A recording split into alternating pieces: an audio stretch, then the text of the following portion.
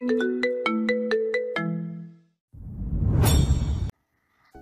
৫ বছর পর ফাহাদ তার নিজের বাসায় আসার পর দেখতে পায় তার ছোট ভাইয়ের বিয়ে, কিন্তু তাকে বাড়ির কেউ একবার মুখের কথাটাও বলেনি। বাড়ির সবাইকে না জানিয়ে আসছিল বাড়িতে, ভেবেছিল সবাইকে সারপ্রাইজ দেবে।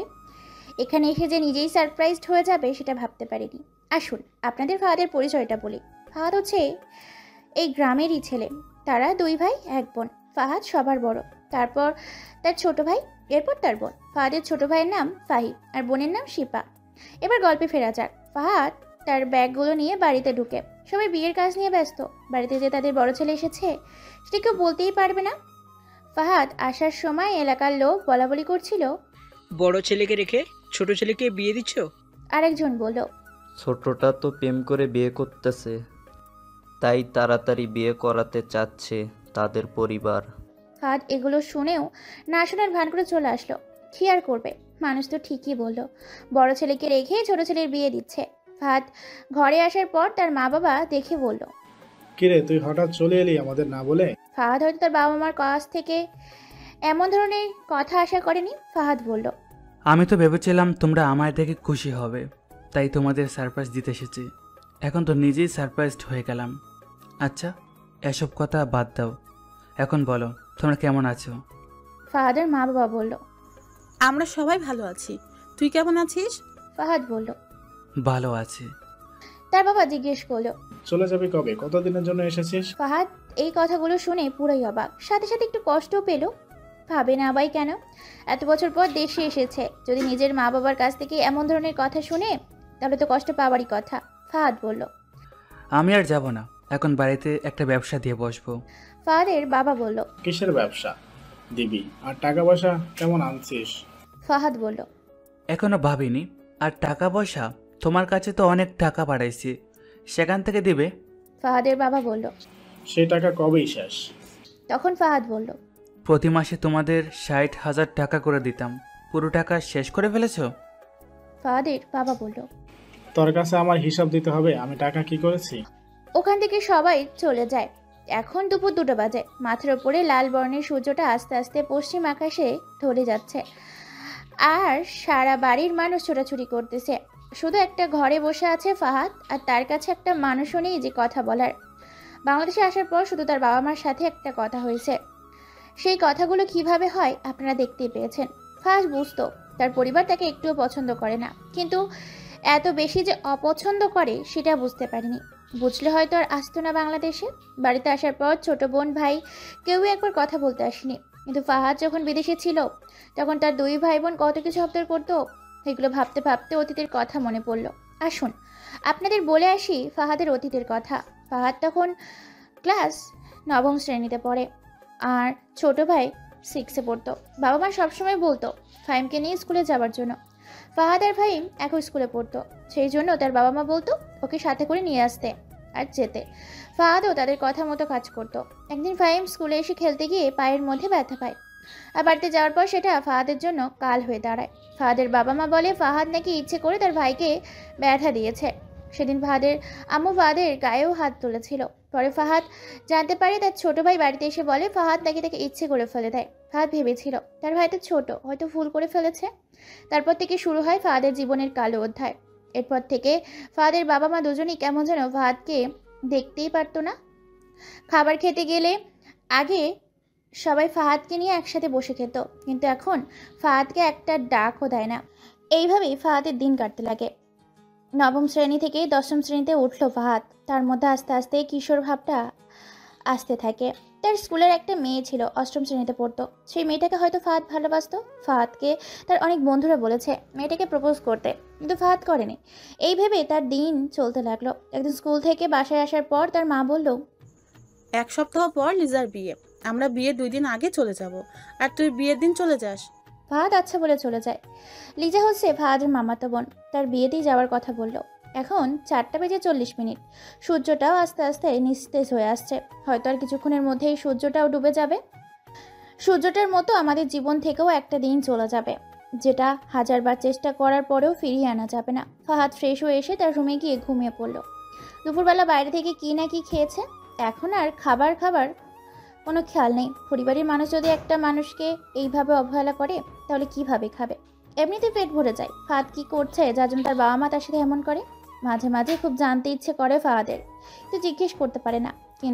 কারণ তার বাবা এখনও চমের মতো ভয় পায়। এমন সময় মাগরিবের আজান দেয়। ফাহাদ অজু করে চলে যায় নামাজ পড়তে। নামাজ শেষ করে বাসায় এসে পড়তে বসে। প্রতিদিনের মতো আজও তার বাবা মা ভাই বোন খেতে চলে গেছে। ফাহাদকে একটা ডাকও দেয়নি। তারপর ফাহাদ তার খাবার নিজের হাতে নিয়ে খেয়ে চলে আসলো রুমে। রুমে এসে 11টা পর্যন্ত পড়ে শুয়ে পড়লো। সকালবেলা পাখির কিচিরমিচির ডাকে ঘুম ভাঙলো। মোবাইলের দিকে তাকিয়ে দেখে 6টা বাজে। আজকে আবার নতুন করে সূর্য ওঠার প্রস্তুতি নিচ্ছে।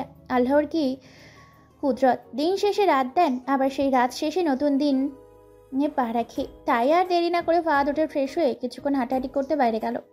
সকালে বাতাস এতটা স্নিগ্ধ থাকে যেটা যারা সকালে উঠে একমাত্র তারাই বলতে পারবে। ছাদে এসে হাঁটাহাঁটি করছে ফাহাদ। এমন সময় নিচে দেখে মসজিদে আরবি পড়ার জন্য বাচ্চারা যাচ্ছে। এটা দেখে ফাহাদের ছোটবেলার কথা মনে পড়ল। আনমনে হেসে উঠল সেও। তাদের মতো থাকতে একসময় এইভাবেই মসজিদে গিয়েছে। মা ঘুম থেকে উঠিয়ে মসজিদে পাঠাতো, আর এখন মা আমার সাথে প্রয়োজন ছাড়া কথাই বলে না। এসব ভাবতে ভাবতে ফাহাদের মনটা আবার খারাপ হয়ে গেল। তারপর ছাদ থেকে নিচে নেমে আসলো। রুমে এসে পড়তে বসলো। কিছুক্ষণ পড়ার পর সে ভাবলো আজকে বাবা মাকে জিজ্ঞেস করবে তারা ওর সাথে কেন এমন করে। যেই ভাবা সেই কাজ। চলে গেল বাবা মার রুমে। রুমের সামনে থেকেই বলল, বাবা আসবো? তার বাবা বলল। আসো। ফাহাদ রুমে ঢুকে বলল, আমার তোমার সঙ্গে কিছু কথা আছে। ফাহাদের বাবা মা তার দিকে তাকিয়ে বলল। বলো, কি বলতে চাও? ফাহাদ বলল, আপনারা আমার সাথে এমন করে কথা বলেন কেন? আগে তো আমাকে এমন অবহেলা করতেন না। আমি কি কিছু ভুল করেছি? আর যদিও ভুল করে থাকি তাহলে বলুন, আমি শুধরে নেব। তারপরও আমাকে অবহেলা করবেন না। তার মা বলল, তুই জানিস না কি ভুল করছিস? নিজেকে প্রশ্ন কর, পেয়ে যাবি। আমাদের বলতে হবে না। আর এখন আসতে পারিস। ফাহাদ তার বাবার দিকে তাকালো করুণভাবে। তার চোখগুলো বলতে চাচ্ছে, বাবা আমি তো কোনো দোষ করিনি, তারপরেও কেন তোমরা আমাকে অবহেলা করছো?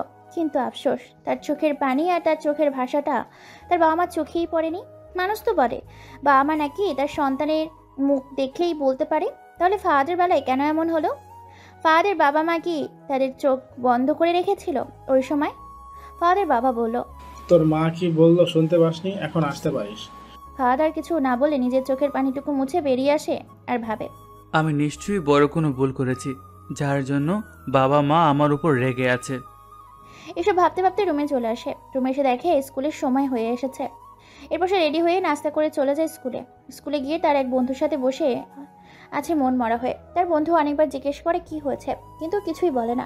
শেষে অনেক জোরাজুরি করে ফাহাদের মুখ থেকে কথা বের করতে পারে। সবকিছু শুনে তার বন্ধুরও মন খারাপ করে বলে, বাসায় তোর সাথে এমন করে সবাই? জিয়াদেরও বন্ধুর জন্য মন খারাপ লাগে। তারপর ফাহাদকে সান্ত্বনা দিয়ে বলে, চিন্তা করিস না, সব কিছু ঠিকঠাক হয়ে যাবে। ফাহাদ কিচ্ছু বলে না। ফাহাদ মনে মনে বলে, তোর কথাই যেন ঠিক হয়। কোন সন্তান না চায় তারা বাবা মার ভালোবাসা? তারপর তারা দুজন মিলে চলে যায় ক্লাসে। সেদিনের মতো ক্লাস করে বাসায় আসার সময় ফাইমকে সাথে করে নিয়ে আসে। ফাইমও ওই দিন ব্যথা পাওয়ার পর থেকে তাদের বাবা মা ফাহাদের সাথে হাত দিত না, কিন্তু আজকে ফাহাদ নিজে ইচ্ছে করেই তার ভাইকে সাথে নিয়ে যাবে। রাস্তায় হাঁটতে হাঁটতে তার ছোট ভাই বলল, ভাই তোমার সাথে বাবা মা এমন করে কেন? ফাহাদ কি বলবে, ও তো নিজেও জানে না তার সাথে কেন এমন করে। একটু পর তার ছোট ভাই আবার বলে উঠল, আমার সাথে এমন করলে আমি কবে চলে যেতাম এই বাসা থেকে। এবার ফাহাদ বলল, এসব কি বলতেছিস? তার ভাই আর কথা বলল না। ফাহাদ তার ছোট ভাইটার কথাটা বেশি একটা গুরুত্ব দেয়নি। তারা চলে আসে বাসায়।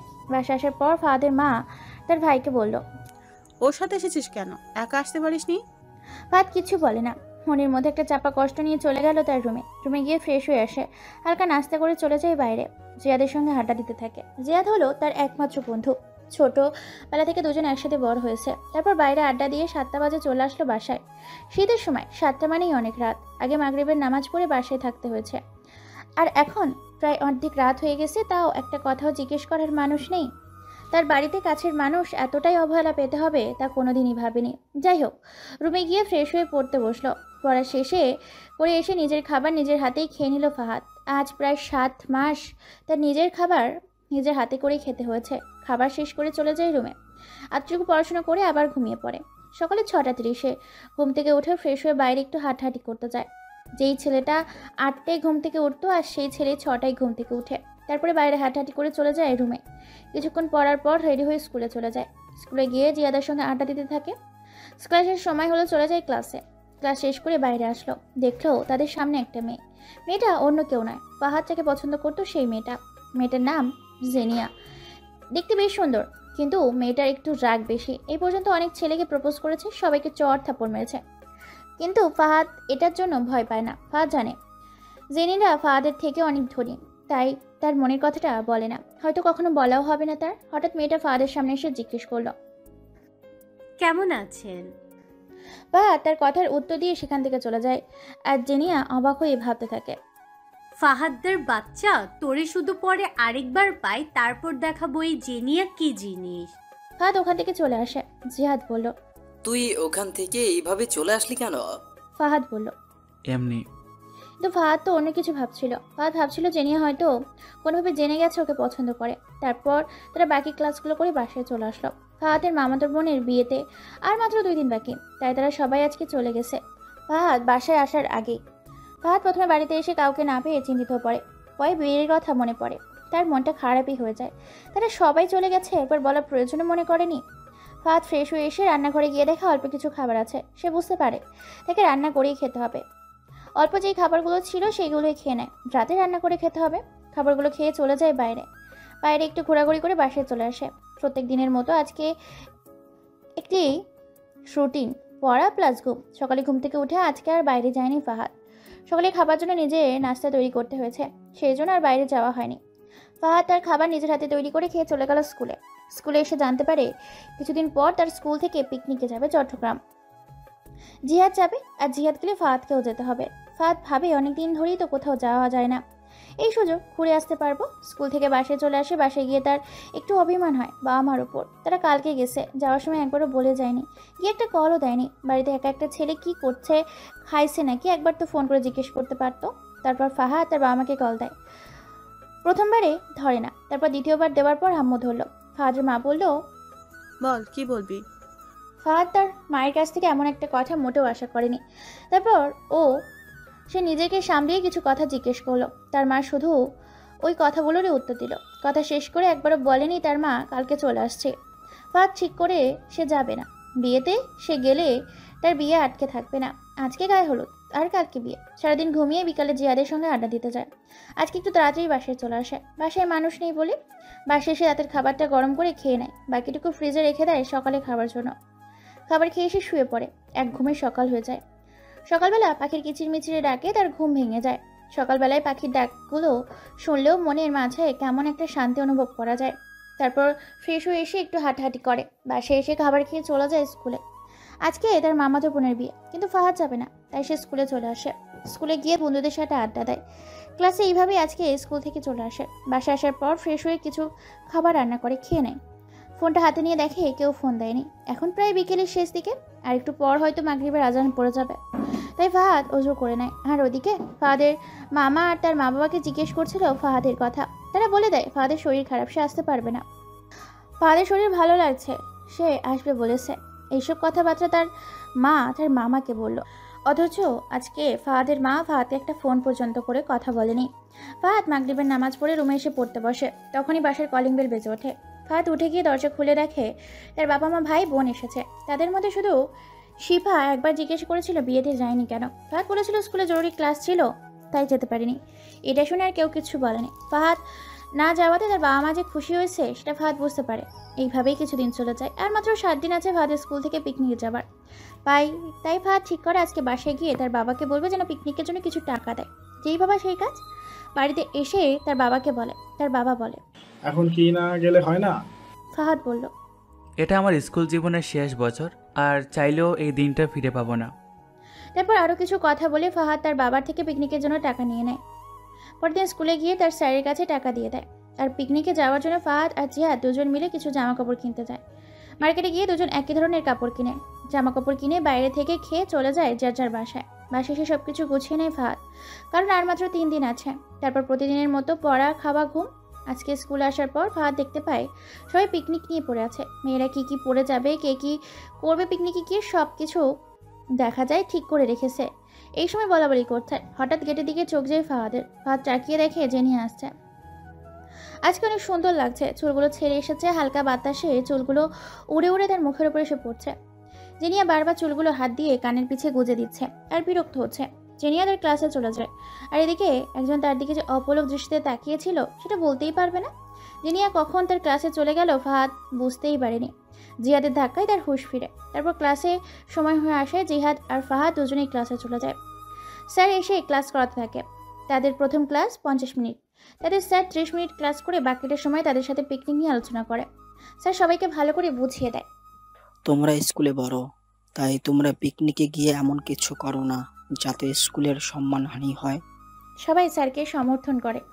আজকে তাদের সবগুলো ক্লাসেই পিকনিক নিয়ে আলোচনা করে। সারা বছর তো পড়াশোনাই করে, আজকে না হয় তার একটু আনন্দই করলো। এইভাবে আজকের ক্লাস শেষ করে বাসায় আসলো ফাহাদ। বাসায় এসে আবারও সব কিছু চেক করে নিল, কারণ তারা কালকে সকাল 5:30 মিনিটে চট্টগ্রামের উদ্দেশ্যে রওনা দিবে। সব কিছু দেখে বিকালে একটু ঘুরতে যায়। ফাহাদ বিকালে জিহাদের সঙ্গে আড্ডা দিয়ে রাতে 7টায় বাসায় আসে। বাসায় এসে আজকে আর পড়তে বসেনি, কালকে পিকনিকে যাবে। তাই রাতের খাবার খেয়ে শুয়ে পড়ে একটু ফোন টিপে শুয়ে পড়ল। সকাল 5:30 যেহেতু বের হতে হবে, তাই 4:30 ঘুম থেকে উঠে ফ্রেশ হয়ে খাবার খেয়ে বেরিয়ে পড়লো স্কুলের উদ্দেশ্যে। স্কুলে যেতে যেতে 5:15 বেজে যায়। স্কুলে গিয়ে জিহাদের সঙ্গে কথা বলতে থাকে। বাসে জিহাদ আর ফাহাদ পাশাপাশি সিটে বসে। বাস ছাড়তে আর মাত্র 5 মিনিট বাকি। এর মধ্যে দুইজন স্যার আসলো, এসে তারা বাসে বসে পড়লো। তারপর স্যারের লিস্ট চেক করে দেখে নিল সবাই বাসে উঠেছে নাকি। চেক করার পর বাস ছাড়তে শুরু করে। ফাহাদ বাইরের দৃশ্য দেখতে ব্যস্ত আর জিহাদ ঘুমাতে ব্যস্ত। দীর্ঘ একটা জার্নির পর তারা চলে আসে চট্টগ্রাম। আগে থেকে একটা হোটেল বুক করা ছিল। তারা এসে সেই হোটেলে চলে যায়। ফাহাদ, জিহাদ এবং তাদের আরও কয়েকজন বন্ধু মিলে একটা রুমে যায়। রুমে এসে ফ্রেশ হয়ে নেয়, তারপর একটু রেস্ট নেয়। জিহাদ ফাহাদকে এসে জিজ্ঞেস করে, কিরে, আমরা এখানে ঘুমোতে আসছি, চল আমরা দুজন বাইরে থেকে ঘুরে আসি। ফাহাদ আর কিছু বলেনি, তারা চলে যায় বাইরে ঘুরতে। তারা দুজন অনেক ঘোরাঘুরি করে এসে একটা জায়গায় বসে। কিছুটা দূরে একটা চং দোকান দেখতে পায়। জিহাদ ফাহাদকে এখানে বসে জিহাদ চলে যায় পানি আর কিছু খাবার আনতে, কারণ তারা এখানে আসার পর থেকে কোনো কিছুই খায়নি আর তারা অনেক ঘোরাঘুরিও করেছে। এই জন্য জিহাদ চায় হালকা খাবার আনতে। জিহাদের যাওয়ার কিছুক্ষণ পর দৌড়ে ফাহাদের সামনে একটা মেয়ে আসে আর বলতে লাগে তাকে বাঁচাতে।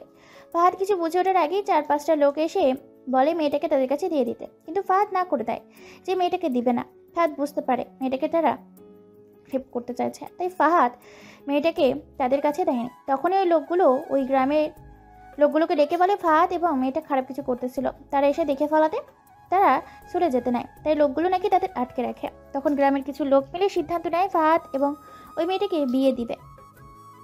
ফাহাদ তো ওই কথা শুনে কি করবে বুঝতে পারতেছে না। ফাহাদ তাদেরকে অনেকবার বলেছে, কিন্তু তারা ফাহাদের কোনো কথাই শুনে না। শেষে কে যখন ধরে নিয়ে যাচ্ছিল কাজের বাসায়, তখন ফাহাদ কেঁদে কেঁদে বলছিল, কিন্তু আফসোস তার কথা কেউই বিশ্বাস করেনি। ফাহাদ এখন ভাবছে সে যদি এখন বিয়ে করে বাড়িতে বউ নিয়ে যায় তাহলে তো তাকে বাসা থেকেই বের করে দিবে। ফাহাদ শুধু এইসবই ভাবছিল। এত কিছু হওয়ার মাঝে মেয়েটাও বিয়ের করার জন্য না করছিল, কিন্তু কি যেন ভেবে আর কিছু বলেনি। কীভাবে আর কিছু বলেনি তা আপনারা পরে জানতে পারবেন। এদিকে জিয়াদ এসে তার বন্ধুকে খুঁজেই পায় না। তারপর ফোন দেয় ফাহাদ, ও কিছু জানায় না। ফাহাদ বলে, আমি চলে আসবো কিছুক্ষণের মধ্যেই, তুই রুমে চলে যা। জিহাদ আর কিছু বলতে যাবে তার আগে কেউ একজন ফাহাদের কলটা কেটে ফোনটা ফাহাদের কাছে দিয়ে দেয়। কিছুক্ষণ পর তারা একটা বাড়ির সামনে আসে। বাসা থেকে একটা বৃদ্ধ লোক বের হয়ে হাতে কিছু কাগজপত্র। তারপর ফাহাদকে বলে একটা কাগজে স্বাক্ষর করতে। ফাহাদ করবো না বলে তাদের মধ্যে একটা লোক ফাহাদকে মারতে আসে। তা দেখে মেয়েটা বলে, উনি সাইন করেছে, দয়া করে ওনাকে কেউ মারবেন না। তারপর মেয়েটা ফাহাদের কাছে এসে বলে এটা ছাড়া আর কোনো রাস্তা নেই, নাহলে এখান থেকে বের হবার। ফাহাদও ভেবে দেখে সত্যি আর কোনো রাস্তা নেই, তাই ফাহাদ সাইন করে দেয়। তারপর তাদের বিয়েটাও হয়ে যায়। গ্রামের একটা লোক বললেও ফাহাদের বাসার নাম্বার দিতে। ফাহাদ ভয়ে শেষ। তারপর মেয়েটা আবার কি যেন ভেবেই বলে, আমি জানি, নেন নাম্বার। তারপর মেয়েটা নাম্বার দিল। একটু পর দুটো ছেলে আর একটা মেয়ে আসলো। মেয়েটা বলে উঠলো, নীলা, তুই কোথায় চলে গিয়েছিলি? আমরা তোকে কত খুঁজছিলাম, পাইনি। তার মানে মেয়েটার নাম নীলা। তারপর নীলা প্রথম থেকে তার সাথে কি হয়েছে সব বলতে লাগলো তাদের কাছে। দুটো ছেলের মধ্যে একটা নীলার ভাই হঠাৎ কোথায় জানি চলে গেল, আবার ফিরতেও আসলো। কিছুক্ষণ পর এখানে একজন পুলিশ আসে আর নীলাকে যারা তাড়া করেছিল সবাইকে ধরে নিয়ে যায়। আর ফাহাদ এবং নীলা সবাই ওখান থেকে বেরিয়ে আসে। তখন নীলার ভাই ফাহাদকে কিছু প্রশ্ন করে আর ফাহাদও সব কিছু সঠিক উত্তর দেয়। তারপর ফাহাদ বলে তাকে এই হোটেলের সামনে নামিয়ে দিতে। নীলার ভাই বলে, তুমি আমাদের সাথে আমাদের বাসায় যাবে, তারপর হোটেলে যাবে। ফাহাদ অনেকবার না করার পরেও তাকে নিয়ে যায় নীলাদের বাসায়। ব্যাস কিছুক্ষণ গাড়ি চালার পর তারা চলে আসে বাসার সামনে। গাড়ি থেকে সবাই নামে, তাই ফাহাদও নেমে পড়লো। বাড়ি থেকে দেখেই বোঝা যাচ্ছে এটা কোনো কোটিপতির বাড়ি। দেখতে বেশ চমৎকার।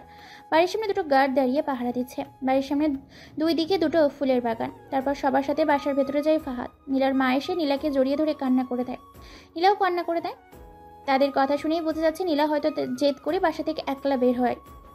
আগে কখনো একা বের হয়নি বাসা থেকে। তারপর নীলা মার চোখ যায় ফাহাদের দিকে। তখন নীলার মা নীলার বোনকে চোখ দিয়ে ইশারা করে জানাতে চাইলো ছেলেটাকে, আর নীলার বোন সব কিছু বলে দেয়।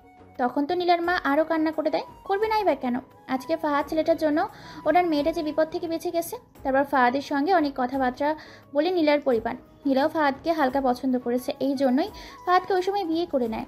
নীলার পরিবার এই বিয়েটাও মেনে নেয়, কিন্তু ফাহাদ বলে দেয় তার দ্বারা সম্ভব না। নীলার পরিবার জিজ্ঞেস করলে ফাহাদ বলে দেয়, এটা একটা অ্যাক্সিডেন্ট, আর আপনারা অনেক ধনী, তাই আমার দ্বারা এই বিয়ে মেনে নেওয়া সম্ভব না। তারপর নীলার ভাই ফাহাদকে একা ডেকে নিয়ে এসে ফাহাদের ফোন নাম্বার রেখে দেয়। এখন কিছুক্ষণ নীলার পরিবারের সাথে কথা বলে চলে আসতে যাবে। এমন সময় নীলা এসে ফাহাদের ফোন নাম্বার চেয়ে বসে। বাড়ির সবাই চেয়ে আছে ওদের দুজনের দিকে। ফাহাদ নীলার ভাইয়ের দিকে তাকালো। নীলার ভাই ইশারা করে বলল ফোন নাম্বার দিয়ে দিতে, তাই ফাহাদও নাম্বার দিয়ে দিল। তারপর নীলার ভাই এসে ফাহাদকে যে হোটেলে উঠেছে সেই হোটেলের সামনে নামিয়ে দিয়ে যায়। ফাহাদ রুমে আসার পর জিহাদ কত রকমের প্রশ্ন করতে শুরু করলো, কিন্তু ফাহাদ বেশি কিছুই বলেনি। শুধু এতটুকুই বলেছে যে একটা মেয়ে ব্যথা পেয়েছিল, তাই মেয়েটাকে বাসা অবধি দিতে গিয়েছিল। জিহাদও বিশ্বাস করে নেয়, কারণ জিহাদ জানে ফাহাদ তার সাথে মিথ্যে বলবে না। কিন্তু এবার যে মিথ্যে বলেছে সেটা জিহাদ ভাবতেও পারবে না। যাই হোক, ফাহাদ ভাবলো এই কথা কাউকেই বলা যাবে না। আর ওইদিকে নীলার কাছে বিয়ের সব কাগজপত্র রেখে দিয়েছে। নীলাও তো ফাহাদকে ভালোবেসে ফেলেছে, এটা তো আর ফাহাদ জানে না। হয়তো নীলা ছোট বলেই আবেগের মধ্যে 14 বছর একটা মেয়ে, তার মধ্যে আর ম্যাচুরিটি আসেনি। যাই হোক, বড় হলেই বোঝা যাবে এটা আবেগ ছিল নাকি ভালোবাসা। নীলা তাদের বিয়ের কাগজপত্রগুলো ভালো করে সেফ জায়গায় রেখে দেয়। অন্যদিকে ফাহাদের স্কুলের সবাই মিলে বের হয় ঘুরতে। এক এক করে সব স্যার স্টুডেন্টকে ভাগ করে দেওয়া হয় যেন কোনো স্টুডেন্টরা সেফ থাকে। তারা একটু ঘোরাঘুরি করে চলে আসে সন্ধ্যার হয়ে যাবার কারণে। কালকে আবার সবাই মিলে ঘুরতে বের হবে। রাতে জিহাদ, ফাহাদ তাদের আরও কিছু বন্ধু একটা জায়গায় বসে আড্ডা দিতে লাগলো। কিছুক্ষণ এভাবে আড্ডা দিয়ে চলে যায় রাতের খাবার খেতে। রাতের খাবারে ছিল বিরিয়ানি দেয়। এতগুলো স্টুডেন্ট ভাত মাছ মাংস রান্না করা সম্ভব না, তাই বিরিয়ানি দেয়। রাতের খাবার খেয়ে সকালে যে যার রুমে চলে যায়। জিহাদ আর ফাহাদ তারাও নিজেদের রুমে গিয়ে শুয়ে পড়ে। সকালবেলা ঘুম থেকে উঠে ফ্রেশ হয়ে খাবার খেয়ে বেরিয়ে যায় সবাই বাইরে ঘুরবার জন্য। ফাহাদের স্যারের দলের মোট 12 জন স্টুডেন্ট, জিহাদ, ফাহাদ আরও 10 জন সবাই একসাথে পড়ে। তারা তাদের মন মতো ঘুরতে পারে। ঘুরতে ঘুরতে অনেক সময় হয়ে যায়, তাই তারা বাইরে দুপুরের খাবার খাওয়ার সিদ্ধান্ত নেয়। তারপর তারা দুপুরের খাবার খেয়ে আবারও কিছুক্ষণ ঘোরাঘুরি করে চলে আসে হোটেলে। হোটেলে আসার পর ফ্রেশ হয়ে এসে একটু রেস্ট নেয়। এমন সময় ফাহাদের ফোন বেজে ওঠে। ফাহাদ তাকিয়ে দেখতে একটা অচেনা নাম্বার, তাই সে ফোন রিসিভ করে সালাম দিতে যাবে। তার আগেই ওপাশ থেকে একটা মেয়েলি কণ্ঠ সালাম দিল। ফাহাদ সালাম নিয়ে জিজ্ঞেস করলো, কে? ওপাশ থেকে উত্তর আসে, আমি নীলা। তারপর বলে নিচে যেতে। ফাহাদ বুঝতে পারতেছে এত রাতে এই মেয়ে এখানে কি করে।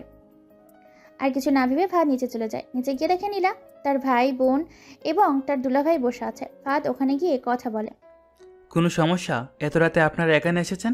তখন নীলার ভাই বলল, তুমি না কালকে চলে যাবে, তাই নীলা আসছে তোমার সাথে কথা বলতে। তারপর তাদের কাছ থেকে নীলা আমাকে একটু দূরে নিয়ে যায় আর বলা শুরু করে, কালকে চলে যাচ্ছেন? আর একবার কল দিয়ে বললেন না। যাই হোক, বাসায় গিয়ে কি আমাকে ভুলে যাবেন? ফাহাদ শুধু তাকিয়ে আছে নীলার দিকে। ফাহাদ বুঝতে চেষ্টা করছে এই মেয়ের আবার কি হলো। নীলা আবার বলতে শুরু করে, দেখেন, যে পরিস্থিতিতে আমাদের বিয়েটা হয়েছে তাতে আমার না মানা করারই কথা, কিন্তু একবার ভেবে দেখেছেন বিয়েটা কিন্তু মিথ্যে কথা হলো, ইসলামিকভাবে বিয়েটা হয়েছে। আপনার হয়তো সময় লাগবে বিয়েটা মানতে, সময় নিন। 2 থেকে 4 বছর কিন্তু শেষে আমার কাছেই ফিরতে হবে। আর আমি সময় দিচ্ছি আপনাকে, অন্য মেয়েদের সঙ্গে আবার সম্পর্কে জড়াবেন না।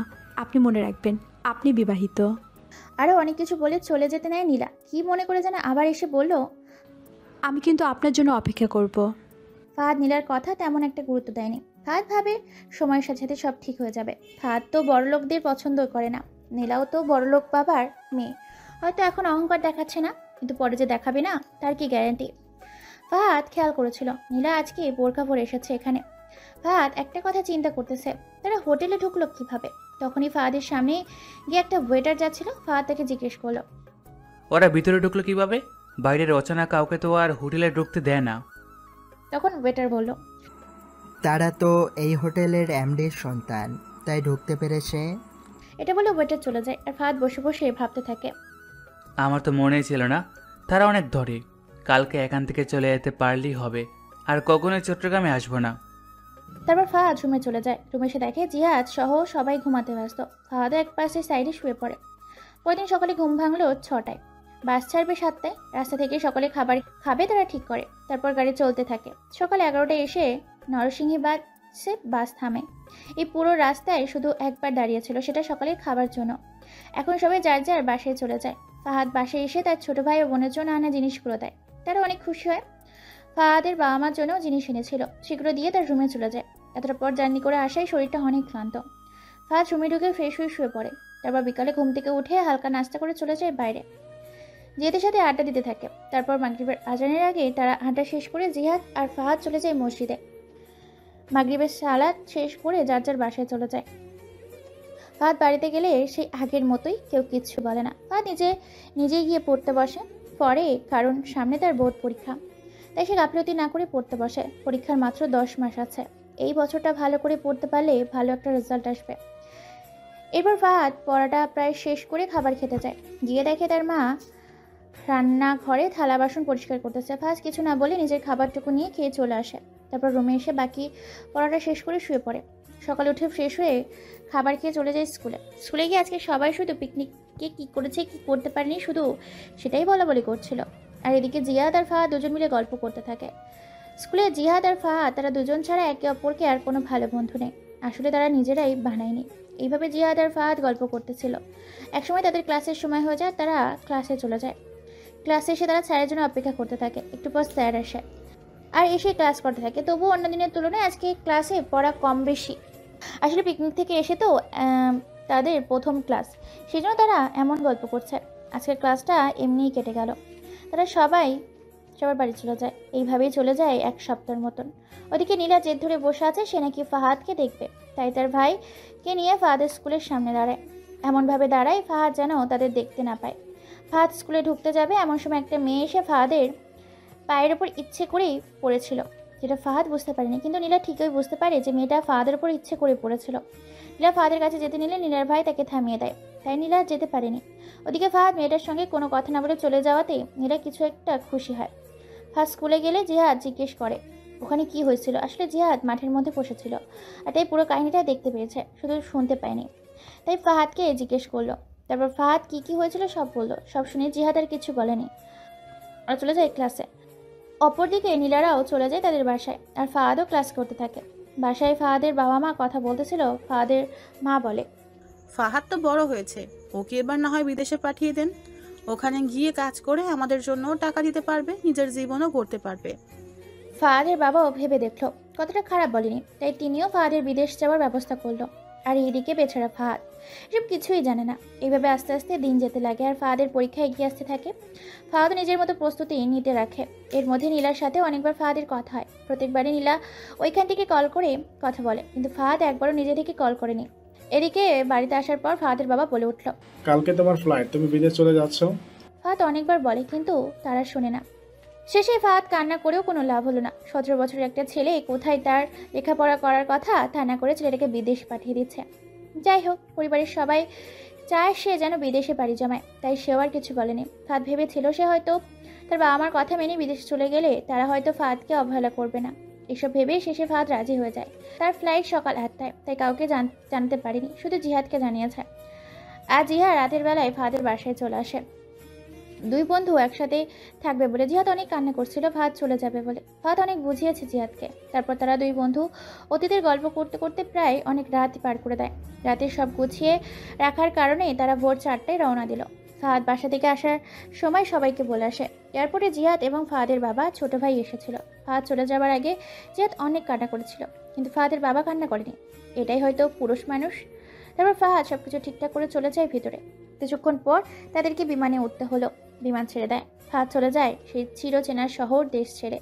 ফাহাদ নিজেও জানে না তার কি আর কখন এই দেশে আসা হবে। হয়তো বেঁচে থাকলে আসা হবে।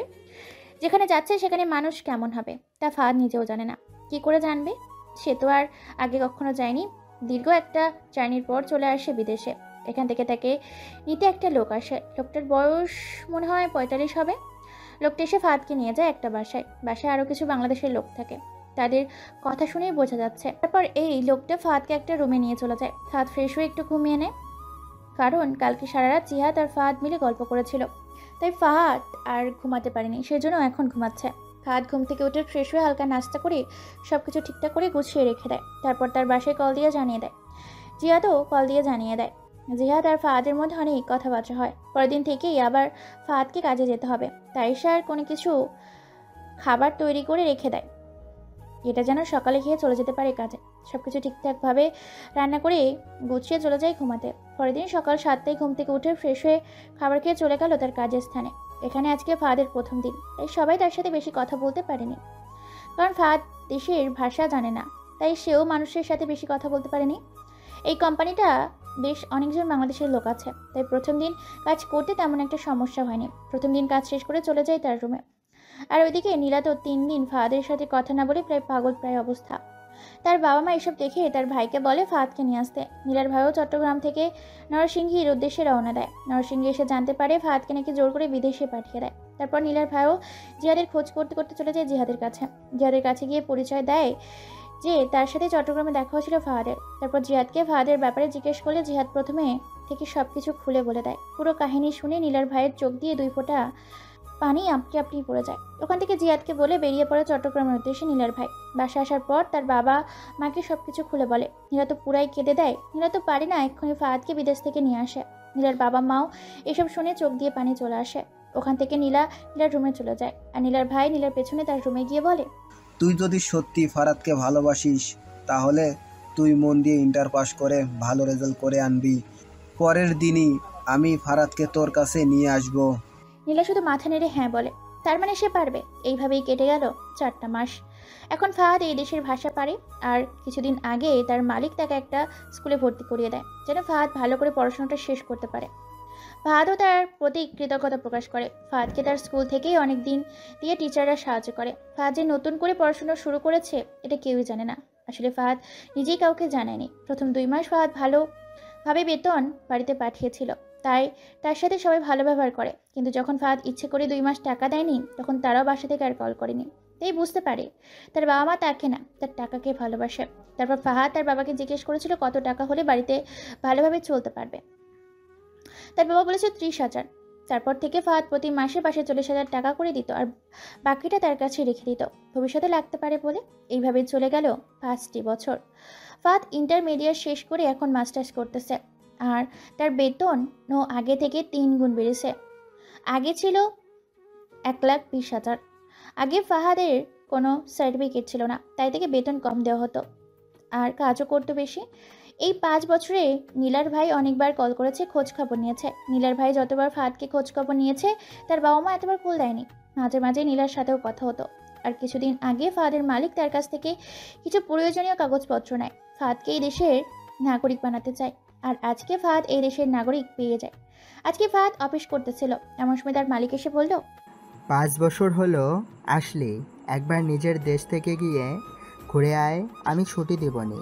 তারপর ফাহাদ ভাবলো, ঠিকই তো বললো বস, সামনের মাসে কলেজ বন্ধ আছে, প্রায় 20 দিনের মতো, ওই সময়টাতে গিয়ে ঘুরে আসা যাবে। তাই ফাহাদ এই সময় তার বসের কাছ থেকে ছুটি নিয়ে নেয়। দেখতে দেখতে চলে আসে ওই দিন, যেদিন বাংলাদেশে যাবে। কালকে যাবে বাংলাদেশে, তাই আজকে রাতে সব কিছু গুছিয়ে রেখে দেয়। ফাহাদ আর সে বেশি খাবার দিয়ে যায়। ও আপনাদের তো বলা হয়নি, ফাহাদের কোম্পানির পক্ষ থেকে তাকে একটা রুম আর রান্নার লোক দেয়। বাংলাদেশ থেকে এসে যেই রুমে থাকতো, এখন আর ওই রুমে থাকে না, অন্য বাসার ব্যবস্থা করে দিছে ফাহাদের কোম্পানি। সব কিছু ঠিকঠাক করে ঘুমিয়ে পড়ে। সকালে বেলা ঘুম থেকে উঠে ফ্রেশ হয়ে খাবার খেয়ে বেরিয়ে পড়ে এয়ারপোর্টের উদ্দেশ্যে। বসের কাছ থেকে 18 দিনের ছুটি নেয়। ফ্লাইটে 11টা এয়ারপোর্ট, ফাহাদের বাসা থেকে বেশি দূর না, আর যেতে তেমন একটা লেটও হবে না। তারপর সব কিছু ঠিকঠাক করে চলে যায় বিমানে। কিছুক্ষণ পর বিমান ছেড়ে দেয় বাংলাদেশের উদ্দেশ্যে। তারপর থেকে আপনারা তো জানেনই, ফাহাদ ঘরে বসে আছে। একটু পর তার ছোট ভাই ছোট বোন আসলো। তার ভাই বোনকে জিজ্ঞেস করলো, কেমন আছো? আলহামদুলিল্লাহ ভালো, তোরা কেমন আছিস? আলহামদুলিল্লাহ ভালো। আরও কিছু কথাবার্তা বলে চলে যায়। একটু পর তার মা এসে খাবার দিয়ে যায়। খেতে নিতে বলে ফাহাদকে। ফাহাদেরও অনেক ক্ষুধা লাগছে, তাই খাবারটুকু খেয়ে নেয়। তারপর তার বাবা মার সাথে বিয়ের টুকটাক কাজ করে কালকেই বিয়ে, আজকে গায়ে হলুদ। একটু পর ফাহাদের ছোট ভাইয়ের শ্বশুরবাড়ি থেকে লোকজন এসে হলুদ দিয়ে যেতে। এটা নাকি তাদের নিয়ম, কনের বাসা থেকে বরের বাসায় হলুদ পাঠানো। তারপর রাতের খাবার খেয়ে কনের বাসায় লোক চলে যায়। রাতের বেলা ফাহাদ আর কিছু কলিগদের সাথে ভিডিও কলে কথা বলে ঘুমাতে চলে যায়। সকালবেলা মানুষের চেঁচামেচিতে ঘুম ভেঙে যায় ফাহাদের। ফাহাদ ঘুম থেকে উঠে ফ্রেশ হয়ে তার মার কাছে যায়, গিয়ে বলে, মা আমায় অল্প কিছু খাবার দাও। তার মা বলল, ওইখানে আছে, নিয়ে খা। ফাহাদ একটু মন খারাপ করে চলে যায় এখান থেকে, বাইরে গিয়ে হালকা নাস্তা করে নেয়। তারপর যায় জিহাদের সঙ্গে দেখা করতে। ফাহাদ যে বাড়িতে আসছে তা জানে না জিহাদ। ফাহাদ জিহাদের বাড়ি গিয়ে দরজা ধাক্কা দেয়। একটু পর জিহাদের মা এসে দরজা খুলে দেয়। জিহাদের মা ফাহাদকে দেখে অনেক খুশি হয়ে বলে, তুই কবে এসেছিস বাবা? আর আমাদের এখানে আগে আসলি না কেন? ফাহাদ বলল, আরে চাচি, আমি কালকে এসেছি, আর কালকে তেমন একটা সুযোগ হয়নি, বাড়িতে বিয়ে জানোই তো, তাই আর আসা হয়নি।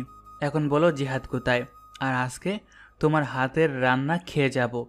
জিহাদ উপরের রুমে আছে, তুই যা, আর আমি তোর জন্য রান্না বসিয়েছি। ফাহাদ জিহাদের মাকে আচ্ছা বলে চলে আসে। আসলে ফাহাদ আর জিহাদ যখন স্কুলে পড়তো তখন থেকে জিহাদের বাড়িতে আসা যাওয়া করতো। যখনই আসতো তখনই জিহাদের মা না খাইয়ে দিত না। সেখান থেকে ফাহাদের কাছে জিহাদের মার রান্না অনেক পছন্দ। ফাহাদ উপরে চলে যায়, গিয়ে দেখে জিহাদের রুমে কেউ নেই। তখনই ওয়াশরুম থেকে পানি পড়ার শব্দ আসতে লাগলো, আর তখনই ফাহাদ বুঝতে পারে জিহাদ ওয়াশরুমে আছে। ফাহাদের মাথায় দুষ্টু একটা বুদ্ধি আসে, আর ফাহাদ গিয়ে জিহাদের কথার নিচে লুকিয়ে পড়ে। একটু পর যখন জিহাদ ওয়াশরুম থেকে বের হয়ে খাটে বসে, তখনই ফাহাদের কাঁথার নিচ থেকে উঠে ওকে ভয় দেখায়, আর জিহাদ ভয় পেয়ে বেশ জোরেই চিল্লানি দেয়। ফাহাদ জানতো এমনই হবে, তাই সে আসার সময় দরজাটাও বন্ধ করে আসে, যেন কারোর কাছে জিহাদের আওয়াজ না যায়। একটু পর যখন জিহাদ চোখ খোলে তখন দেখে তার সামনে ফাহাদ দাঁড়িয়ে আছে। সে জলদি গিয়ে ফাহাদকে জড়িয়ে ধরে কান্না করে দেয়। তুই কখন আসলি আর আমায় বলিসনি কেন? আরে ভাই ছাড়, বলতেছি। তারপর জিহাদ ফাহাদকে ছাড়ে, আর ফাহাদ সবকিছু খুলে বলে কালকে আসার পর থেকে কি কি হয়েছে সব। যখন জিহাদ বলে, এখন কি করবে? 18 দিনের ছুটি নিয়ে আসছি, চলে যাব 18 দিন শেষ হলেই। এত কম সময় নিয়ে কেন আসলি? আমি আসতে চাইনি, আমার বস আমার জোর করে পাঠাইছে। তোর বস জোর করে পাঠাইছে বুঝলাম। তারপর ফাহাদ বিদেশে যাওয়ার পর থেকে সবকিছু খুলে বলে। ফাহাদের বস তাকে পড়াশোনা করতে কতটা সাহায্য করেছে সবকিছু। জিহাদ সব শুনে অনেক খুশি হয়, আর একটু অভিমানও করে ফাহাদের ওপর, কারণ এত কিছু হয়েছে ফাহাদ তাকে কিচ্ছু বলেনি। তারপর ফাহাদ তাকে বোঝাতে থাকে। একসময় জিহাদের অভিমানও ভেঙে যায়। দুই বন্ধু আবার আগের মতো হাসতে হাসতে নিচে নামে। জিহাদের বেশি অভিমান করেনি, কারণ ফাহাদও তার পড়াশোনা এখনো চালিয়ে যাচ্ছে। এর চেয়ে খুশির খবর আর কি হতে পারে। জিহাদ আর ফাহাদ দুজন মিলে চলে যায় নিচে গিয়ে জিহাদের মাকে বলে খাবার দিতে। তার মা খাবার দেয়। তখন ফাহাদ জিহাদকে বলে, রেডি হয়ে আয় তাড়াতাড়ি, ফাহিমের বিয়েতে যাব দুজন মিলে। জিহাদ চলে যায় রেডি হতে, আর ফাহাদ জিহাদের মায়ের সাথে বসে কথা বলতে থাকে। আর ততক্ষণে জিহাদ রেডি হয়ে চলে আসে। জিহাদ আসার পর তার মাকে বলে বের হয়ে আসে দুই বন্ধু। রাস্তা দিয়ে একসাথে হাঁটতে থাকে আর অতীতের কথা বলতে থাকে। চলে যায় বাসায়। ফাহাদ বাসায় আসার পর তাকে অনেক কথা, একবারও কেউ জিজ্ঞেস করেনি কোথায় ছিলি বা কি খেয়েছিস, কিছুই বলেনি। দুই বন্ধু মিলে চলে যায় ফাহাদের রুমে। কিছুক্ষণ পর ফাহাদ রেডি হয়ে নিচে আসে। আসার পর দেখে মাত্র 12টা বাজে। বাড়ি থেকে বের হয়ে নামাজ পরিমাণে 2টায়, তাই তারা গল্প করতে থাকে সোফায় বসে। তখন ফাহাদের কিছু আত্মীয় স্বজন আসে আর এসে তাকে কিছু কটু কথা বলে যায়। কথাগুলো ছিল এমন, এত তাড়াতাড়ি বিদেশে যাবার কি দরকার ছিল?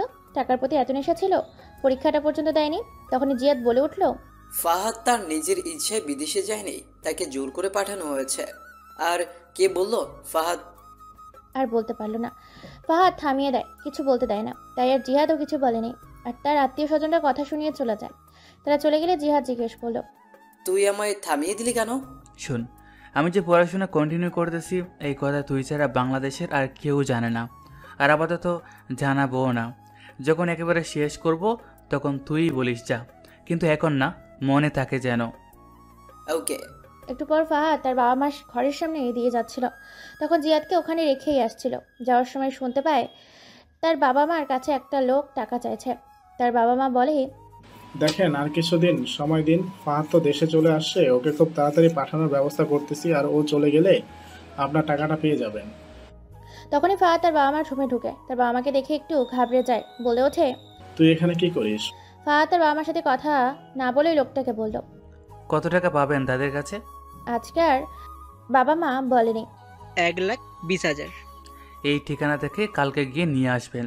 এটা বলেও ফাহাদ তার বাবা মার রুম থেকে বের হয়ে আসে। তাদের কিচ্ছু বলেনি। একটু পর বিয়ের বরযাত্রী বের হবে বাসা থেকে, তাই জিহাদ আর ফাহাদ একটু দোকানে গিয়ে কিছু জিনিস খাচ্ছিল। তখন জিহাদকে একটা সিগারেট নিয়ে আসে। তা দেখে ফাহাদ জিজ্ঞেস করলো, এই সব কবে থেকে খাওয়া শুরু করলি? জিহাদ বলল, তুই চলে যাওয়ার পর থেকে। মানে?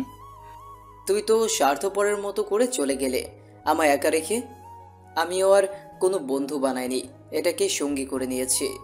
ওর কথা শুনে ফাহাদ কি বলবে বুঝতে পারতেছে না। এই জিহাদের কাছ থেকে সিগারেটটা নিয়ে ফেলে দেয়। তারপর দোকান থেকে চলে আসে। এসে 2টা গাড়ি অলরেডি ছেড়ে দিয়েছে। তারপর সবগুলো গাড়ি ছাড়ার অপেক্ষায় বসে আছে তারা দুজন। একসময় সব গাড়ি ছেড়ে দেয়। তখন জিহাদ আর ফাহাদ জিহাদের বাইক নিয়ে বেরিয়ে পড়ে। বাইকটা অনেকটা বেশি জোরেই চালায়, যার কারণে তারা দুজন বর আসার আগে চলে আসে বিয়েতে। এসে দেখে তারা কিছু মেয়ে আর কিছু ছেলে গেটের মধ্যে দাঁড়িয়ে আছে। কিছু না বলে ফাহাদ ভেতরে চলে যায়, সাথে সাথে জিয়াদও চলে যায়। এটা দেখে মেয়েরা রেগে যায় আর কিছু গালি দিতে থাকে, যা ফাহাদের কান পর্যন্ত পৌঁছায় না।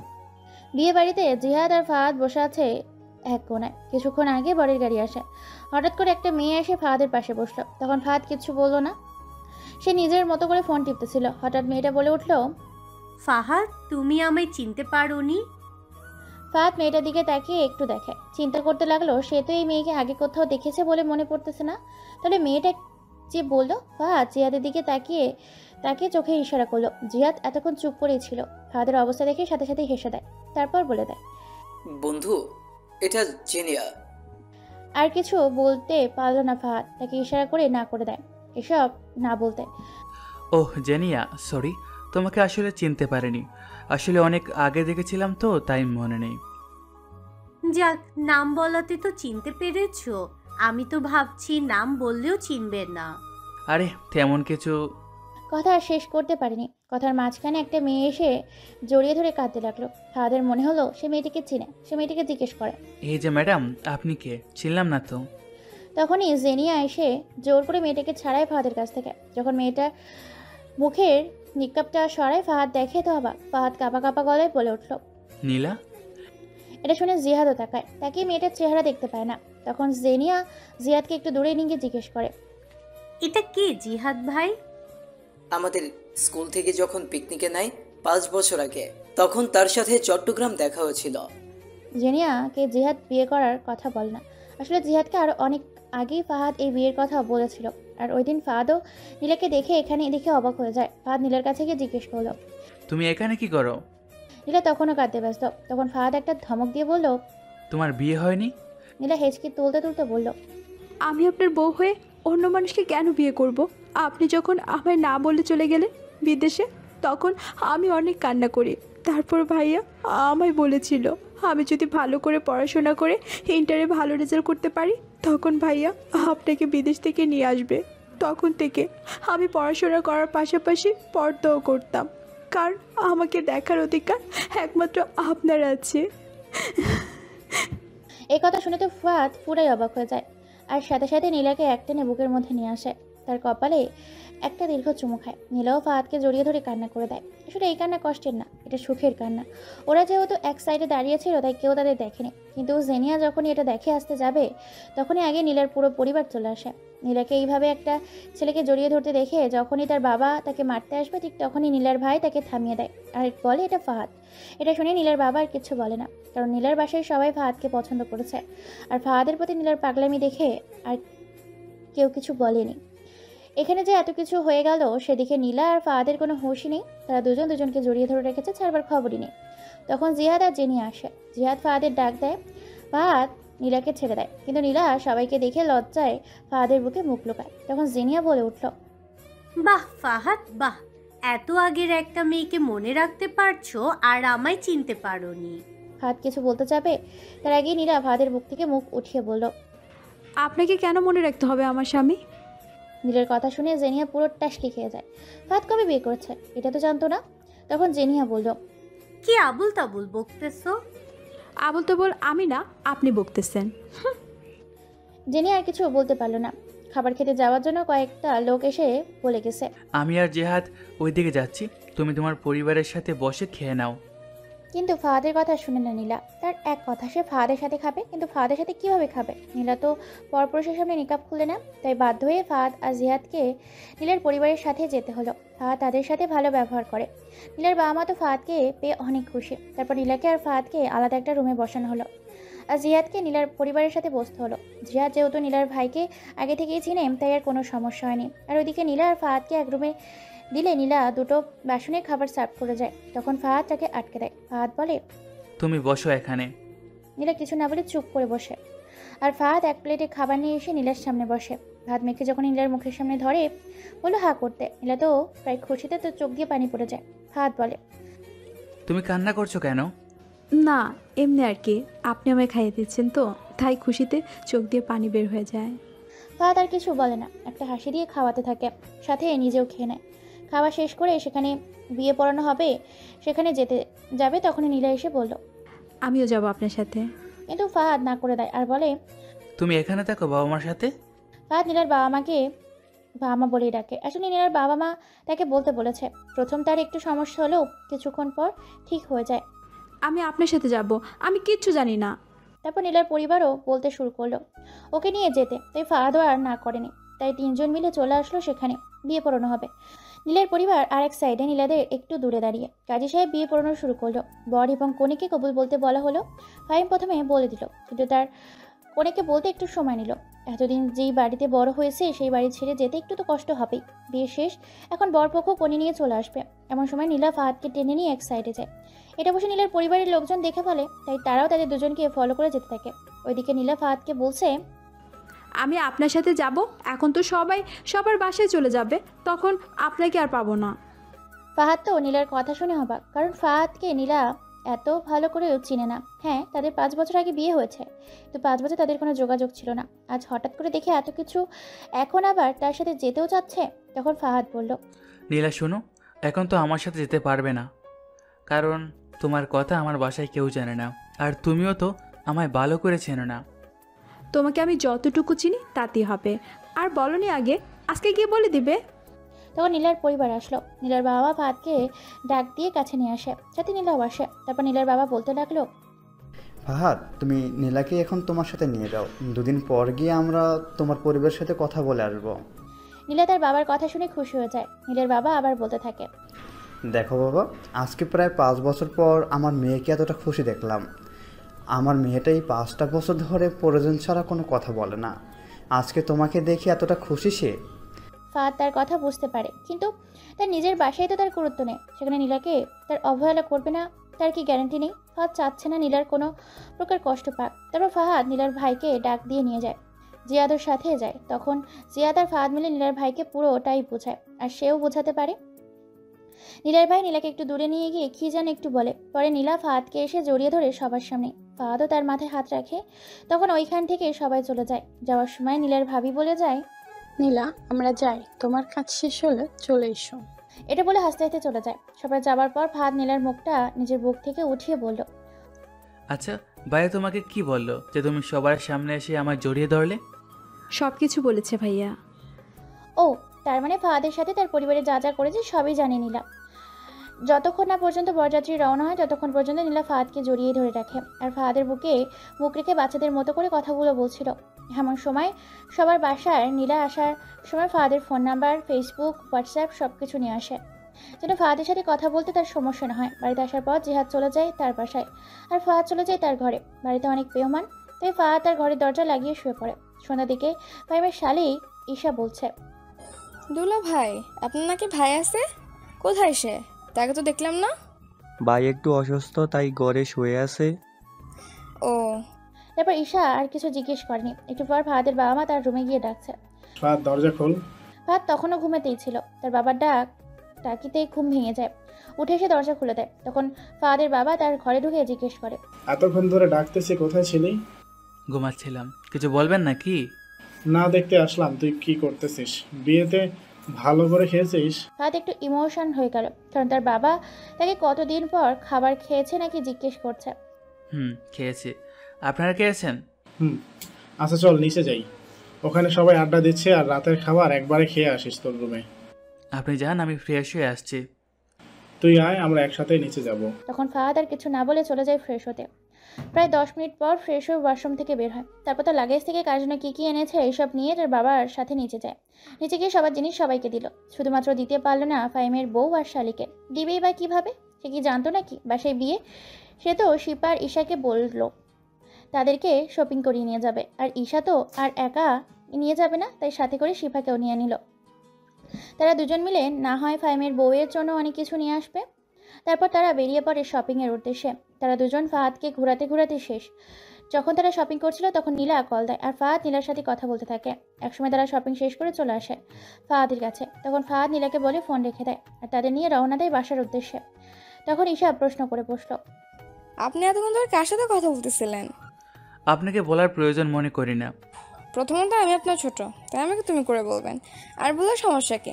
আমার তো মনে হয় আপনার বউর সাথে কথা বলছিলেন।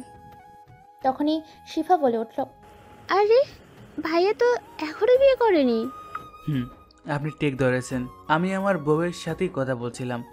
আর আমি আমার বউ ছাড়া আর কোনো মেয়েকে তুমি করে বলি না।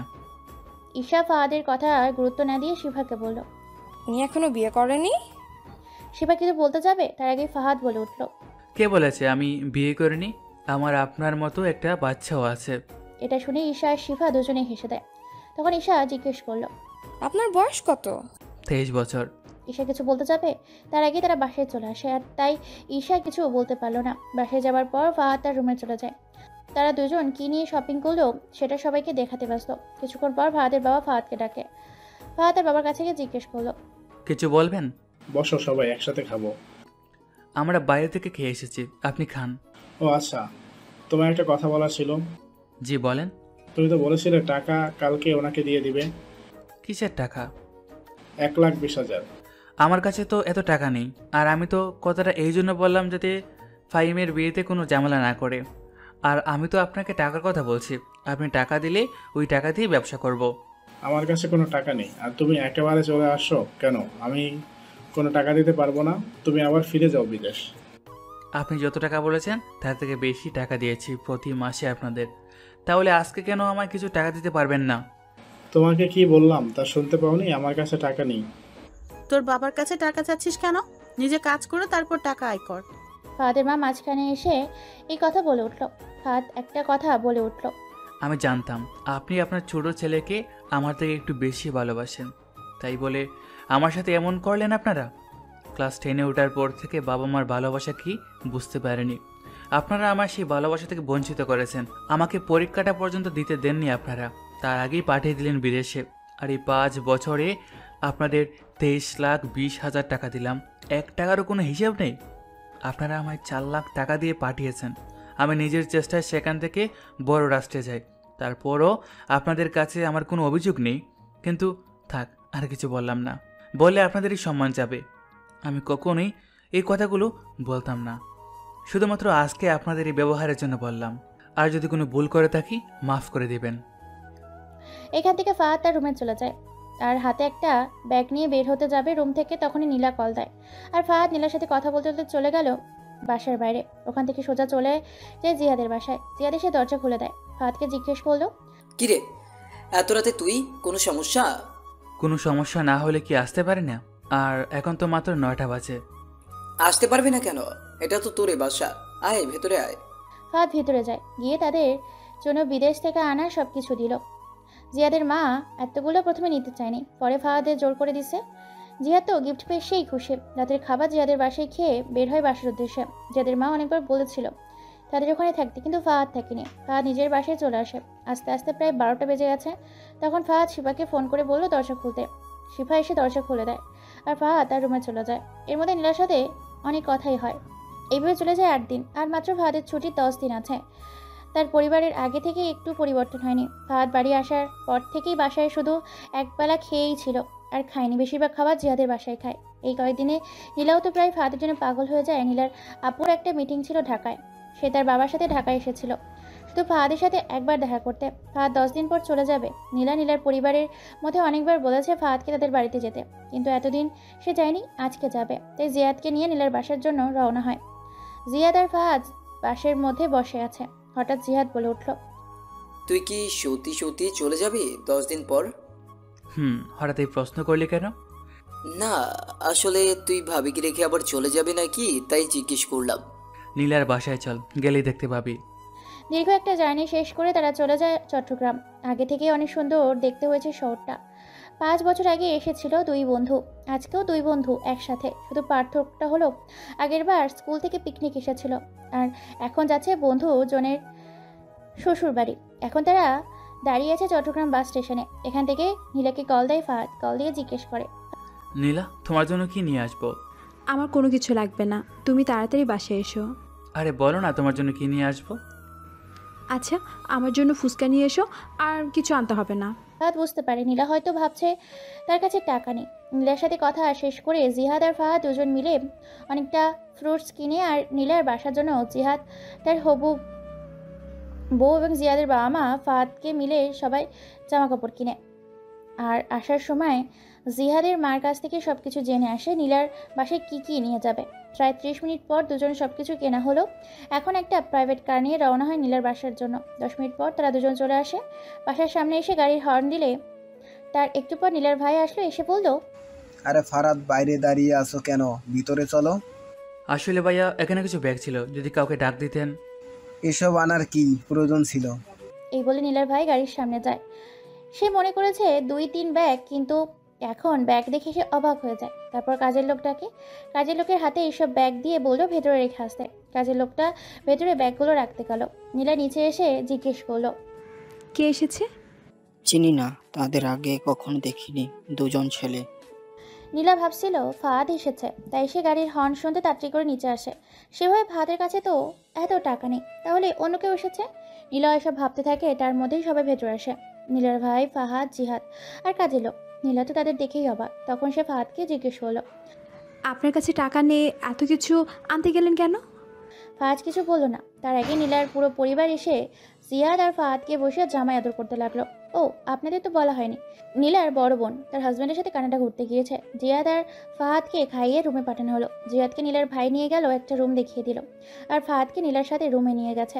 রুমে গিয়ে নীলা একটা কথা বলেনি। ফাহাদ কিছু বললেও তার উত্তর দিচ্ছে না। ফাহাদ বুঝতে পারে নীলা তার উপর অভিমান করেছে, তাই সে নীলার পেছনে গিয়ে তাকে জড়িয়ে ধরে বলল, জান, আমার উপর রাগ করেছো? আমি কেন রাগ করতে যাব? আমি কে আপনার? আমার কথা কেন শুনবেন? আমি তো আপনার কেউ না। জান বলো, আমি তোমার সব কথা শুনবো, শুধু একবার বলে দেখো।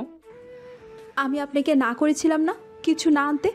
আপনার কাছে টাকা নেই আমি জানি, তাহলে না করার পরও এত কিছু কেন আনলেন? দেখো, 5টা বছর ওরা তোমাকে আমার জন্য সেফলি রেখেছে। ওরা তোমার বাবা মা। আমি তো গত 7 বছরও এতটুকু ভালোবাসা পাইনি যতটা তোমার বাবা মা এই 8 দিনে দিয়েছে। আর সব থেকে বড় কথা হলো, ওরা আমার সব থেকে মূল্যবান জিনিসটা সেফ রেখেছে। আর আমিও তো 5 বছর পর আবার তোমার বাসায় আসলাম, তাই তাদের জন্য তো কিছু আনতে হবেই। তাই বলে এত কিছু? এখন এসব বাদ দাও, আসার পর থেকে তুমি একবারও আমার জড়িয়ে ধরোনি। এটা বলাতে নীলা ফাহাদের দিকে ঘুরে তাকে জড়িয়ে ধরে। আর তারা দুজন মিলে একটু ঘুমিয়ে নেয়। যেহেতু দুপুরবেলা, বিকেলে ঘুম থেকে উঠে বসার রুমে যায় ফাহাদ আর নীলা। গিয়ে দেখে তার বড় বোন এসেছে, কিন্তু নীলা তার সাথে বেশি একটা কথা বলেনি। ফাহাদ আর জিয়াদ গিয়ে একটা জায়গায় বসে নীলার বাবাকে কিছু বলবে বলে। নীলার বাবা বলতে বলল। তখন ফাহাদ বলতে শুরু করলো, আপনি তো আমার ব্যাপারে সব কিছু জানেন। আমার বাবা মা আমাকে কতটা অবহেলা করে, আর আমি এই 5 বছরে আমি যতটুকু আয় করেছি পুরোটা তাদের কাছে। এখন সেটা আমাকে দিতে চাচ্ছে না, তাই এখন হয়তো ছোটো একটা চাকরি করতে হবে। এখন আমার হাতে কি আপনার মেয়েকে দিতে পারবেন? দেখো, তোমার ব্যাপারে আমি আগে থেকেই সব জানি, আর তোমাকে কাজ নিয়ে চিন্তা করতে হবে না। তুমি আমার অফিসে চাকরি করবে, আর অফিসের পক্ষ থেকে তোমাকে বাসা দিবে। দেখ নীলা, এখনো সময় আছে, রাব্বিকে বিয়ে করে নি। এই ছেলের কাছে কিছু নেই, আর রাব্বি তোকে অনেক ভালো রাখবে। আপু, তুমি হয়তো ভুলে যাচ্ছ, আমার বিয়ে 5 বছর আগেই হয়ে গেছে। আর আমার বিয়ের পর থেকে 1000 টাকার উপরে কোনো জামা আমি পরিনি। আমার হাজব্যান্ডের যেন কষ্ট না হয়। দরকার হলে আমি আরও কম টাকা জামা কাপড় পরবো, তাও আমি ওনার সাথেই থাকবো। ফাহাদ নীলার বাবার কথা শুনে অনেক খুশি হয়, কিন্তু নীলার বোনের কথা শুনে অবাক হয়ে যায়। ভাইয়া, রাব্বিকে? আপুর দেবর। আচ্ছা ভাইয়া, আমি নীলাকে আমার সাথে করে নিয়ে যেতে পারবো তো? তোমার বউ, তোমার যেখানে ইচ্ছে সেখানে নিয়ে যাও। বাবা, আপনার? আমার আর কি আপত্তি থাকবে? তারপর একে একে সবাইকে জিজ্ঞেস করলো, কারো কোনো আপত্তি নেই। সেটা নীলাকে বলল, নীলা, তোমার? আমার আপত্তি থাকবে কেন? আমি তো আরও আপনাকে বলতেছি। তারপর ফাহাদ তার বসকে কল দেয় আর বলে, বস, আমি তো আর 10 দিন পর ব্যাক করব। এখন আমার ওয়াইফকে নিয়ে আসব, আপনি একটু কষ্ট করে ম্যানেজ করে দেন। ফোনের ওপাশে কি বললো শোনা যায় না। ঠিক আছে বস, ভালো থাকেন, আর আমি এদিকে সব কাগজপত্র রেডি করতেছি। কথা বলে ফোন রেখে দেয় আর ফাহাদের দিকে সবাই জিজ্ঞাসাবাদ দৃষ্টিতে তাকিয়ে থাকে। এটা বুঝতে পারে ফাহাদ সবাইকে সব কিছু খুলে বলে। সবাই জানে বিশ্বাস করতে পারছে না। ফাহাদ এটাও বলে এতক্ষণ তাদেরকে পরীক্ষা করতেছিল, তারপর তাদের দুজনকে আজকে এখানে থেকে কালকে যেতে বলে, তাই তারাও রাজি হয়ে যায়। আজকে রাতে ফাহাদ আর নীলাকে নিয়ে নীলার ঘরে থাকতে বলে। রাতের খাবার খেয়ে সবাই যায়, যার যার রুমে চলে যায়। ফাহাদ গিয়ে বিছানায় শুয়ে পড়ে আর নীলা তার বুকের উপর শুয়ে পড়ে। ফাহাদ আর কিছু বলেনি, শুধু তাকে 2 হাত দিয়ে পরম যত্নে জড়িয়ে ধরে। একটু পর নীলা বলে উঠল, এভাবে সারা জীবন ধরে রাখেন, ছাড়বেন না কখনো। নীলা, জানো আমার বাবা মা থাকতেও আমি এতিম। বাংলাদেশে এসেছি আজকে 8 দিন, তার মধ্যে বাসায় শুধু একবেলা খাবার খেয়েছি। বেশিরভাগই জিহাদের বাসায় খেতাম, আর মাঝে মাঝে বাইরে গেলে জিহাদ আর আমি বাইরে থেকে খেয়ে আসতাম। বাসায় কেউ একবারও জিজ্ঞাসা করে নিয়ে খেয়েছি নাকি। চলে যাবো ভাবছিলাম বিয়ের পরের দিন, কিন্তু তোমার সাথে দেখা হওয়ার পর আর যেতে পারিনি। তোমার মাঝে নিজেকে অনুভব করতে পারি আমি। তুমি যদি কখনো আমায় ছেড়ে যাও, পুরো এলোমেলো হয়ে যাব আমি। আমার এই দেহে যতদিন প্রাণ থাকবে ততদিন তোমায় আমার কাছ থেকে একদিনের জন্য দূর করব না। এতগুলো কথা শুনে নীলার চোখ দিয়ে পানি চলে আসে। ফাহাদ হঠাৎ অনুভব করে তার বুকের উপর ভেজা ভেজা লাগতেছে। ফাহাদ আর বুঝতে বাকি নেই যে নীলা কাছে। আসলে মেয়েটা অল্পতেই কেঁদে দেয়, তার মনটা খুব নরম, কারো কষ্ট সে সহ্য করতে পারে না। নীলা জান, কাঁদতাছো কেন? তাকাও আমার দিকে। তারপর নীলাকে ফাহাদের বুক থেকে উঠিয়ে ফাহাদ বসে আবার নীলাকে কোলে বসিয়ে সান্ত্বনা দিতে থাকে। নীলা ফাহাদের কোলে বসে তাকে জড়িয়ে ধরে আর বলে, আমি আপনাকে কখনো ছেড়ে যাব না। তারা রাতে অনেক গল্প করে, শুয়ে পড়ে। সকালে ঘুম থেকে উঠতে উঠতে অনেক দেরি হয়ে যায়, প্রায় 10টা বেজে যায়। ফাহাদ আগেই ঘুম থেকে ওঠে, আসে তাকিয়ে দেখে নীলা তাকে জড়িয়ে ধরে শুয়ে আছে। তখন সে নীলাকে জাগায়। নীলা ঘুম থেকে উঠে দেখে 10টা বাজে। নীলা বলে উঠল, কি করলাম আমি? আজকে যে ফজরের নামাজটাই পড়তে পারিনি। এখন আর একদিনের জন্য কিছু হবে না। এই, আপনি কি নামাজ পড়েন না তাই না? মাঝে মাঝে পড়ি। মাঝে মাঝে পড়লে হবে না, এখন থেকে সব সময় পড়তে হবে। ওকে ম্যাডাম, এখন ফ্রেশ হয়ে আসো, নিচে যেতে হবে। না জানি সবাই কি ভাবতেছে। কি ভাবতেছে? ভাবতেছে আমরা বাবা মা হওয়ার কাজ করতেছি। আপনার মুখে কিচ্ছু আটকায় না। না ফাহাদ আর কিছু বলতে পারলো না, তার আগেই চলে যায় ওয়াশরুমে। তারা দুজন ফ্রেশ হয়ে নিচে আসে, এসে দেখে জিয়াদের মা বসে নীলার মার সাথে কথা বলতেছে। তারপর ফাহাদ গিয়ে জিজ্ঞেস করে। তারা দুপুরে খাবার খেয়ে রওনা হলো ঢাকার জন্য। আসার সময় নীলা একবারও কান্না করেনি। এত তাড়াতাড়ি যাওয়ার কারণ হলো ফাহাদ আর 9 দিন পর চলে যাবে, তাই জিয়াদ 3 দিন পর তার বিয়েটা করতে চাচ্ছে, যেন বিয়েতে ফাহাদ থাকতে পারে।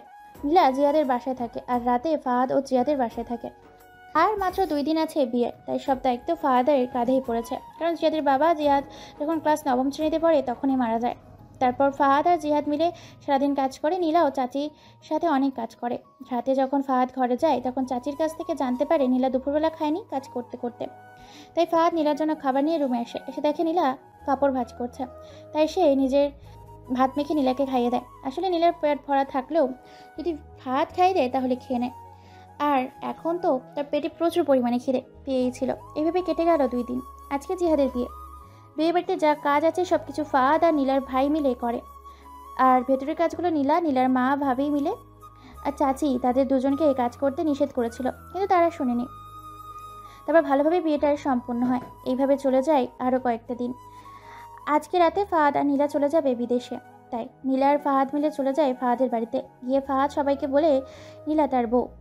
তারপর তার বাবার হাতে একটা ব্যাগ দেয় আর কিছু না বলে চলে আসে। তার পরিবার কিছু বলতে চেয়েছিল, বাট সেটা ফাহাদ বলতে দেয়নি, তার আগেই চলে আসে। তারপর জিয়াদের পরিবার আর নীলার পরিবার তাদের এয়ারপোর্টে এগিয়ে দিয়ে যায়। প্লেনে নীলা ফাহাদকে জড়িয়ে ধরে ঘুমিয়েছিল। তারা চলে আসে তাদের বাসায়, যে বাসাটা অফিস থেকে ফাহাদকে দেওয়া হচ্ছিল। আর ওইদিকে ফাহাদের বাবা সে চলে যাবার পর খুলে দেখে এটাতে 10 লাখ টাকা আর একটা চিঠি। আসলে আপনাদের কি বলবো জানি না, তবে একটা কথা বলে রাখি, আমার যতটুকু অবহেলা করেছেন আপনাদের এই 2 ছেলে মেয়েকে অবহেলা করবেন না। আমি জানি না আপনারা আমার সাথে কেন এমন করতেন, আর হয়তো জানাও হবে না, কারণ আপনাদের থেকে অনেক দূরে চলে গেছি। জানি না আর দেখা হবে কি না, আশা করি আর হবেও না। আপনাদের মতো আমার সন্তানকে অবহেলা করব না আমি। তারা জানবেও না আমার অতীত সম্পর্কে। আজ থেকে আমি এতিম। আর আমার নীলার সাথে 5 বছর আগে বিয়েটা হয়েছিল। আপনার আর আপনার বউয়ের নামে একটা বাসা রেখে এসেছি। যদি কখনো আপনাদের ছেলে মেয়ে আপনাদের চালাতে না পারে তখন ওই বাসায় চলে যাবেন। বাসাটা আপনাদের নামে করে দিয়েছি। আর যদি কোনো ভুল করে থাকি তাহলে মাফ করে দিবেন। ইতি কোন এক হতভাগা।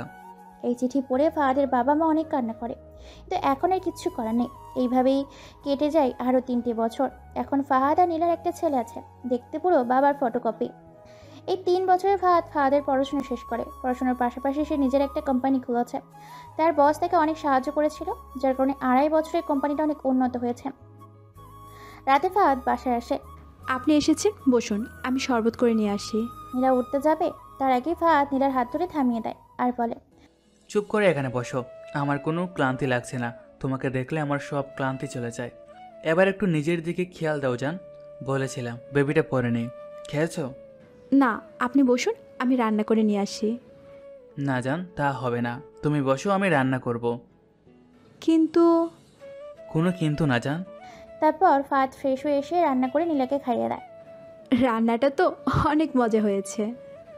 দেখতে হবে না, খাওয়ার বোর্ড বানিয়েছে। নীলা হেসে দেয়। তারপর তারা 3জনই শুয়ে পড়ে। নীলা বেবিকে ঘুম পাড়িয়ে ফাহাদের বুকে শুয়ে পড়ে। এই 3 বছরে তাদের মধ্যে ঝগড়া হলেও এই জায়গা ছাড়েনি নীলা, ঘুমাতে পারে না। আসলে নীলার ঘুমিয়ে আসে না,